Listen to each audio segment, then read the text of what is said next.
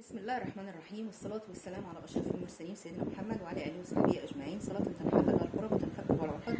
اللهم اغفر لي ولوالدي وللمؤمنين والمؤمنات والمسلمين والمسلمات الأحياء منهم الأموات يوم يقوم الحساب، اللهم آمين يا رب العالمين. أنا بشكر كل من دخل عندي في القناة بسم الله ما شاء الله، يعني في شهر بسم الله الله اكبر، يعني لقيت 3000 مشترك كده، يعني ايه، كنت انا يئست كده، قلت القناه ديت مالها كده، محسوده ولا مقرور عليها ولا ايه؟ لان يعني انتوا لما تشوفوا اول فيديوهاتي كانت المشاهدات كتير جدا وحلوه قوي قوي، بس جات لي سدت نفسي كده منها واهملتها حوالي سنه. فلما رجعت السنه ديت لقيت في المشاهدات مفيش، يكاد مفيش، لان طبعا اللي عندي كانوا ايه، خلاص مشوا منسوني. وانتوا عارفين لو الواحد قاعد كده يوم ولا اتنين بتبصي تلاقي المتتبعين اختفوا. فاحمد الله واشكر فضله ان يعني ايه بدات ان هي ان شاء الله تقوم على رجلها تاني. واي حد دخل عندي في القناه جديد يا ريت يدوس على كلمه الاشتراك، هيطلع له جرس مكتوب الكل، تدوس على الكل عشان اول ما يوصل اول ما ينزل فيديو جديد يوصل لك ايه اشعار بالفيديو الجديد. انطلب مني اكتر من مره ماما اعملي لنا فيديوهات عن التوفير، يا ماما اعملي لنا فيديوهات ازاي نمشي بيتنا بمبلغ كذا. انا طبعا يعني إيه لما بتكلم بحس ان الكلام غير الفعل، بيبقوا برضه مش مقتنعين، بيقول لك ازاي هنمشي بيتنا بكده؟ يعني لما واحده قالت لي امشي بيتي ب 50 جنيه في اليوم ازاي؟ هو الموضوع صعب قوي قوي في ظل الظروف ديت، بس بلجوءك لربنا وبركه ربنا والله هيمشي برضه. ربنا مع اللي بيمد له ايده وبيرفع ايده وبيطلب الدعاء. ربنا بيستحي انه يمد ان العبد يمد له ايده ويرد له يرد له ايده فاضيه. البركه مش في كتره الفلوس، والله الفلوس بتبقى كتير بس تبص تلاقيها ما بتعملش حاجه، دخل بسيط تبص تلاقيه عمل حاجه. وده كان معايا والله والله ثلاثه بالله، انا كانت بتجيني في اول جوازي ظروف صعبه، الى اني كنت من النوع اللي بتحرج اقول لزوجي سيب مصروف للبيت. ومعظم الرجاله ما بتاخدش بالها من الحته دي، ما دام انت ما بتطلبيش خير وبركه ده حلو قوي هم كمان ايه بيكبروا دماغهم. فبعدين مع الوقت قلت طب انا افضل اتحرج؟ يعني طب ما هو لازم يعني اقول له عايزه فلوس للبيت. فكنت برضو طب عايزه كام اتحرج اقول له برضو انا عايزه كام، انا مش عارفه، انا ما بنزلش السوق، ما اناش عارفه، يعني لسه متجوزه وما كنتش بنزل في بيت اهلي فما اناش عارفه. فالمهم كان يسيب مبلغ بسيط، انزل اروح بقى السوق اجيب الخضار واجيب الحاجه، لا المبلغ ده مش عامل حاجه. كنت اقول يا رب يا رب اعرف اجيب حاجه، يا رب عشان ما ارجعش البيت ويقول لي ده انت خايبه، ده انت مش عارفه ايه، يضحك عليا. ابص الاقي والله العظيم المبلغ البسيط اللي معايا ده جبت بيه حاجات كتير جدا جدا جدا. لما اجي بقى احكي لماما انا جبت كذا وكذا وكذا، تقول لي جبت ده بالمبلغ اللي كان معاكي ده ازاي؟ اقول لها مش عارفه، تقول لي ده بركه ربنا، ربنا كان معاكي. فالنهارده كل واحده هي حكيمه نفسها. انا طلعت برضه اهوت عشان ما اسيبكوش، وهتكلم في المواضيع دي كتير ما دام انتوا طلبتوا مني. هتكلم في المواضيع دي كتير. طب هنتكلم ازاي؟ اول حاجه حبيبه قلبي الفطار والعشاء. كتير مننا بنبقى الحريم الستات يعني نايمه وازواجها بتنزل الشغل من غير فطار. ده يعني سبب من الاسباب اللي بتخلي فعلا مصروف البيت متعفرت. النهارده عشان زوجك ينزل هيركب مواصله ويروح شغله وكمان يجيب فطار، النهارده سندوتش الفول ب7 جنيه، ده السعر اللي هو المعقول، بل في كمان اغلى، في ب10، في ب12، في ب15، في ب20. فلا، انت لو هيجيب له 3 سندوتشات فول ولا طعميه هيفطر بيهم، ادي 20 جنيه راحت، اضربيهم بقى في 30 يوم ب 600 جنيه بس فطار، زيهم بقى عشاء. فطبعا ده لوحده، ما بالك بقى لو انت واولادك كمان هتعملي ايه؟ فانت لازم قدرة الفول دي ما تتقطعش من عندك. انت هتجيبي كيلو فول للتدميس وكيلو فول مدشش. كيلو الفول المدشش ده هتجيبيه هتغسليه هتنقعيه حوالي مثلا 3-4 ساعات، بعد كده هتصفيهم، هتخرطي عليهم على الكيلو الفول بصلتين كبار، راس توم متقشره، شويه كزبره ناشفه، شويه ملح، حزمتين بقى كزبره او كرات، وهتضربيهم كل دول في الكبه، في المفرمه، في الفرامه اللي هي بتاعه البسكوت دي. كان زمان اهالينا ما كانش فيه لا كبه ولا غيره، كانوا بيجيبوا الفرامه اللي هي بتاعه البسكوت ديت ويفرموا فيها اللحمه، تنزل لحمه مفرومه ويفرموا فيها الايه الطعميه. ما عندكيش لا ده ولا ده ولا ده، الخلاط، هاتي شفشق الخلاط وحطي الخلطه دي بقى كلها مع بعضها، الفول بعد ما تصفيه مع البصل مع الثوم مع الكزبره او الكرات مع شويه الملح مع شويه الكزبره الناشفه، حطي شويه ميه صغيره جدا جدا في شفشق الخلاط وشويه خلطه دي بقى وتضربيهم، وهي اول مره بس. وبعد كده هتعملي هتحطيها في مصفى وهكذا. تحطي برضو حبه كده، مش تملي الشفشق، لو مليتي شفشق الخلاط مش هيدوب، حوالي تلته كده مع بق ميه صغير خالص لعند ما تلاقي ان هو خلاص دار ولف معاكي خلاص. ومزاجك بقى، عايزاها خشنه خشنيها، بس يستحسن تنعميها، يعني تخليها لا خشنه قوي ولا ناعمه قوي. وتسيبيها حوالي ساعه كده في المصفى، وكل ربع ساعه تقلبيها بحيث ان هي تنزل ميتها عشان ما تفكش معاكي وانت بتقليها وترجعي كده عليها لعند ما تحسي ان هي نزلت الميه اللي انت حطيتها لها دي. هتروحي مقلباها في بعضها وحطاها اكياس في الفريزر. هتيجي مثلا على بيات طلعي الكيس حطيه في طبق، وعلى الرف في التلاجة مش بره عشان ما تصننش، هتحطيه على الرف في التلاجة. هتصبحي الصبح هتقلي منها للفطار جنب حته جبنه، وللعشاء برضو جنب حته جبنه. دي بالنسبه للطعميه. طب بالنسبه للفول، هتجيبي كيلو الفول، لو هتغسليه تنقعيه مش لا يقل عن 8 ساعات، هو المفروض 10 ساعات علشان البقوليات بيبقى فيها سموم، فكل ما بتنقعيه فتره كبيره لا يقل عن 10 ساعات السموم دي بتنزل مع الميه اللي اتنقعت فيها. هتنقعيها يعني مثلا من بالليل قبل ما تنامي للصبح، وتصحي الصبح تروحي شطفاها تحت الحنفيه وغسلاه وجايبه وحطاه في حله.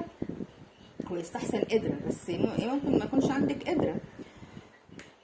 انا عن نفسي بجيب كيلو الفول، القدره اللي عندي صغيره، كيلو الفول بعمله على مرتين او 3 مرات على قد القدره، لان انا بحبه في القدره، لان كل ما بيبقى الاناء بتاعي ضيق حلقه ضيق فالفوله بتبقى مخموره وزي العجوه كده زي ما بيقولوا.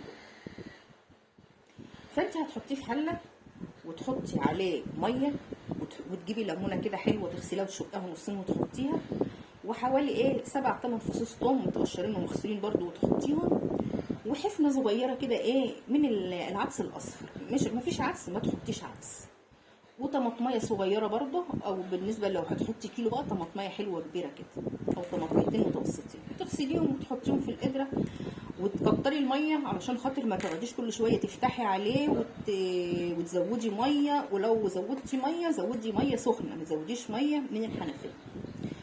وبعد كده حبيبه قلبي علقي عليه يغلي. ساعة ما يغلي تهدي النار وتسيبيه بقى براحته لعند مثلا حوالي 3-4 ساعات، وتطلعي الفولة كده تتهزيها بصبعك كده، لقيتي الفولة زي العجوة في ايدك اطفيه خلاص. لقيتي الفولة لسه خلاص سيبيها، نقصت ميته براد كده اسخنه او الكاتل واروح كبها عليه.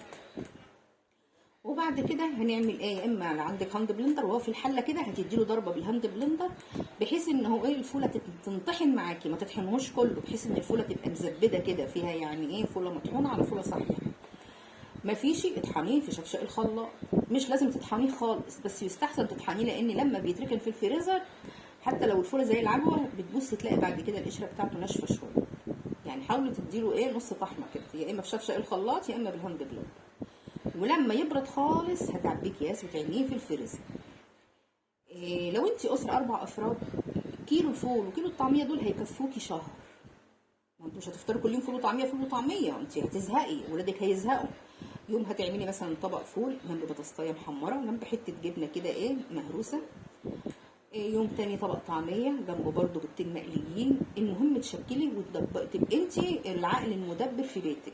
هتقولي لدي قولي لي اوفر ازاي، ودي تقولي لي اوفر ازاي، هنقول لك مش هنستخسر فيك نصايحنا، بس برضه المهم العملي مش الكلام وخلاص، المهم العملي.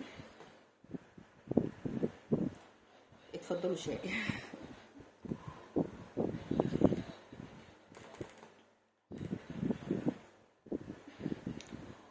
شويه بسكوت زي اللي انا عاملاهم دول اتعملوا بكوبايه ونص دقيق، كوبايه ونص دقيق بس وبيضايه واحده بس، عمل لي ما شاء الله حوالي يعني قريب من النص كيلو بسكوت. هتعمليهم مثلا تفرحي ولادك مثلا بالليل بكوبايه شاي بكوبايه لبن مع بسكوتين حلو كده، يعني انت ممكن تفرحي بيتك واسرتك، ما تدخليش الهم والغم والفلوس ما بتكفيش، لا مش هينفع. اهالينا كانت عايشه ازاي؟ اهالينا كانت عايشه باقل من كده بكتير، وكان البيت دايما عمران بالخير، مفيش حاجه في البيت ناقصه.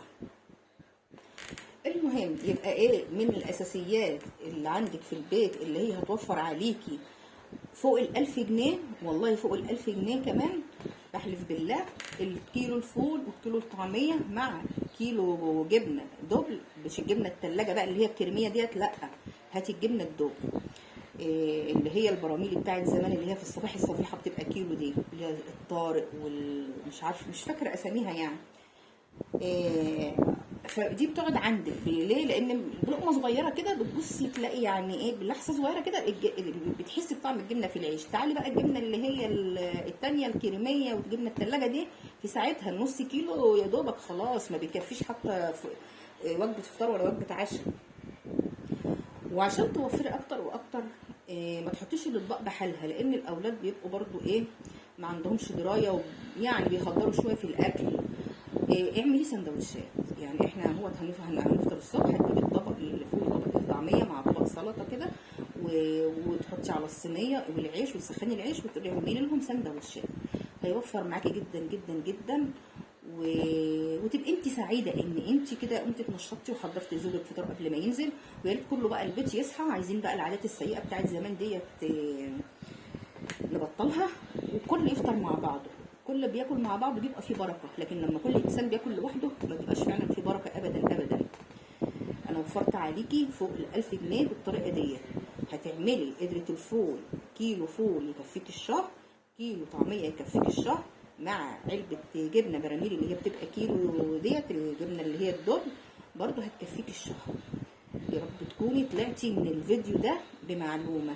ولو ان في ناس كتير انا قلت لها على الحركه ديت كانت على طول بتشتري، ابص الاقيها ايه بعد ابنها يجيب فطار، هي مثلا زوجها بيبقى نزل خلاص، هي وبنتها وابنها يجيب بال50 جنيه سندوتشات، وبالليل برضو يا دنيا غاليه الواحد مش عارف يعمل ايه. طب ليه يا حبيبتي كده؟